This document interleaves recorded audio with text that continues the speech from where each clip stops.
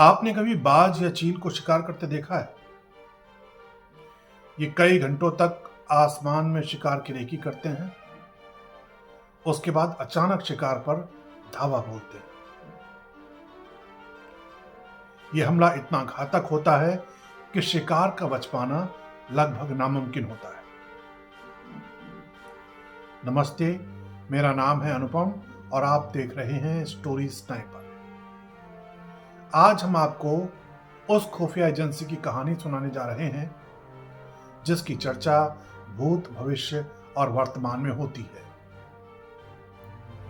Mossad, जिसके बारे में किताबों में ये तक लिखा गया है कि इसके जासूस पूरी दुनिया में चप्पे चप्पे पर मौजूद हैं। ये जहां चाहें दुश्मन को टारगेट कर सकते हैं। ये जहां चाहें दुश्मन को मार सकते हैं, फिर चाहे इन्हें चील या बाज की तरह कितने ही घंटे क्यों न इंतजार करना पड़े। लेकिन ये जिससे भी बदला लेने की सोच लेते हैं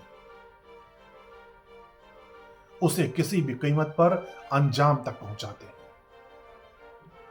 आज मोसाद के एक ऐसे ही ऑपरेशन की कहानी हम आपको सुनाने जा रहे हैं। अतीत में इसे ऑपरेशन थंडरबोल्ट का नाम दिया गया था, लेकिन इसकी चर्चा मौजूदा वक्त में भी उतनी ही ताजा है जितना कि मोसाद नाम की इस खुफिया एजेंसी के पैदा होने का इतिहास।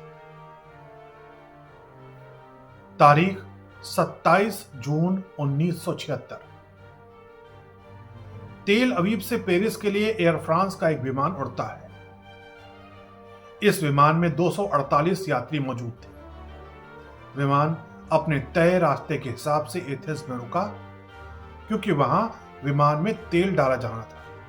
लेकिन एथेंस से उड़ान भरने के कुछ मिनटों बाद अचानक विमान में हड़कंप मच गया, क्योंकि विमान में मौजूद 4 हथियारबंद लोगों ने यात्रियों पर बंदूकें तान दी और विमान को अपने कब्जे में लेने का ऐलान कर दिया। इन चारों हाईजैकर में एक महिला भी मौजूद थी जिसके हाथ में एक ग्रेनेड भी था। उसने यात्रियों को चेतावनी देते हुए कहा, विमान में जितने भी लोग मौजूद हैं सभी हमारा सहयोग करें, वरना इस विमान को तुरंत उड़ा दिया जाएगा। अब विमान में मौजूद हर व्यक्ति सन्न था। हर किसी को अपनी जान की फिक्र थी। दहशत के इस माहौल के बीच एक हाईजैकर ने पायलट के पास पहुंचकर धमकी दी कि विमान को लीबिया के शहर बेनगाजी ले जाया जाए। बेनगाजी में इस विमान को करीब 8 घंटे तक रोका गया। विमान के अपहरण के इन शुरुआती लम्हों में ऐसा लग रहा था जैसे विमान का अपहरण फ्रांस से जुड़ी किसी समस्या की वजह से किया गया। लेकिन यहां तो बात कुछ और थी।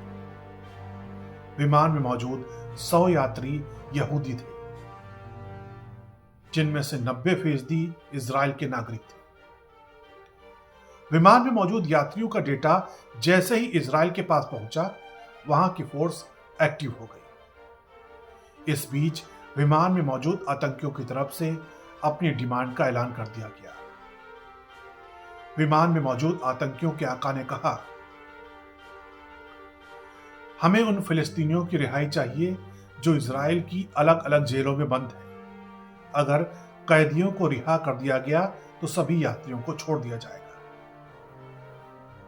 हाईजैकर्स की डिमांड के बाद इजराइल और फ्रांस की एजेंसियां सक्रिय होकर पूरे मामले की निगरानी करने लगी।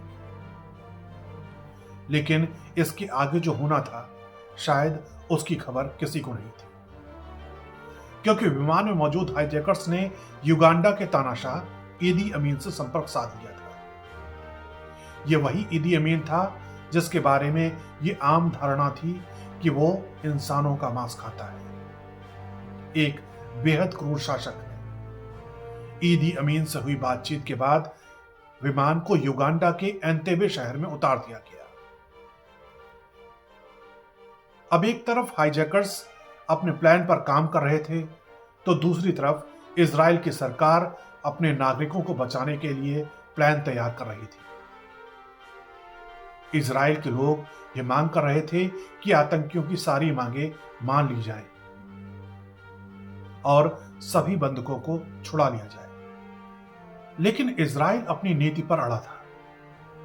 नीति ये कि किसी भी कीमत पर आतंकियों के सामने झुकना नहीं, कभी आतंकियों से बात नहीं करनी। यानी अब जंग आर या पार की थी, किसी समझौते की नहीं। लेकिन मुश्किल इस बात की थी कि इजराइल से एंतेबे शहर की दूरी अच्छी खासी थी। ऐसे में आतंकियों के खिलाफ किसी भी ऑपरेशन को आसानी से अंजाम नहीं दिया जा सकता था। इसी दौरान इजराइल को यह बात भी पता चली कि युगांडा का क्रूर तानाशाह दुनिया के सामने अपनी छवि सुधारने के लिए शांति का नोबेल पुरस्कार हासिल करना चाहता है।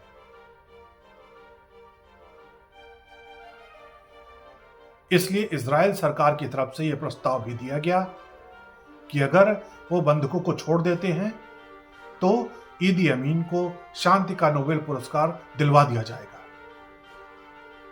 लेकिन इजराइल के इस प्रस्ताव को युगांडा की तरफ से नकार दिया गया और यहीं से इजराइल की खुफिया एजेंसी मोसाद की घड़ी के कांटों ने चलना शुरू कर दिया। पहले पानी के रास्ते दुश्मनों तक पहुंचने का खाका तैयार किया गया, लेकिन वक्त लगने की वजह से प्रस्ताव को रद्द कर दिया गया।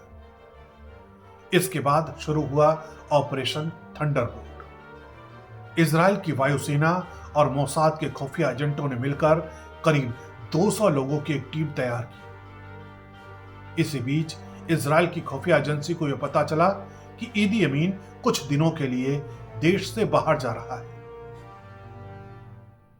यही मौका देखकर मोसाद ने 3 और 4 जुलाई 1976 की तारीखों को ऑपरेशन थंडरबोल्ट के लिए चुन लिया। इजराइल की तरफ से भी 4 जुलाई की तारीख के लिए हाईजैकर्स को राजी कर लिया गया कि इस तारीख को उनकी शर्तों के हिसाब से फिलिस्तीनियों को रिहा कर दिया जाएगा। 3 जुलाई को इजराइल की कैबिनेट की बैठक में रेड ऑन एंतेबे यानी ऑपरेशन थंडरबोल्ट को औपचारिक मंजूरी दे दी गई। इजराइल की वायुसेना लाल सागर होते हुए युगांडा के लिए रवाना हुई। लेकिन यहां तक पहुंचना आसान नहीं था। इतनी लंबी दूरी के लिए विमान को हवा में ही तेल भरवाना था। इसलिए इजराइल की एयरफोर्स के जवानों ने न सिर्फ विमान को बेहद कम ऊंचाई पर उड़ाया, बल्कि दूसरे विमानों की मदद से उस विमान में तेल भी भरवाया, जिसे युगांडा के एंतेबे शहर तक पहुंचने के लिए करीब 4000 किलोमीटर से ज्यादा का सफर तय करना था। यह सफर तय करने के बाद जब इजराइल के सैनिक और मोसाद के एजेंट एंतेबे के उस एयरपोर्ट पर पहुंचे जहां बंदियों को रखा गया था, तब तक रात हो चुकी थी कि अचानक युगांडा की सेना ने उन पर फायरिंग शुरू कर दी। लेकिन पूरी तैयारी और सूझबूझ के साथ इजराइल की सेना और मोसाद के एजेंट्स ने दुश्मनों को पलटवार का कोई मौका नहीं दिया। उन पर ताबड़तोड़ हमले किए गए। ऑपरेशन थंडरबोल्ट में युगांडा के कई सैनिक और सारे हाईजैकर्स मारे गए। जबकि इस ऑपरेशन के दौरान इजराइल का सिर्फ एक ही सैनिक मारा गया। यह सैनिक कोई और नहीं था, बल्कि बेंजामिन नेतन्याहू का भाई था, जिसने सिर्फ 30 साल की उम्र में अपने देश के लिए अपने प्राणों की आहुति दी थी। लेकिन ऑपरेशन थंडरबोल्ट की सबसे खास बात यह थी कि इस दौरान सारे पैसेंजर्स को सुरक्षित बचा लिया।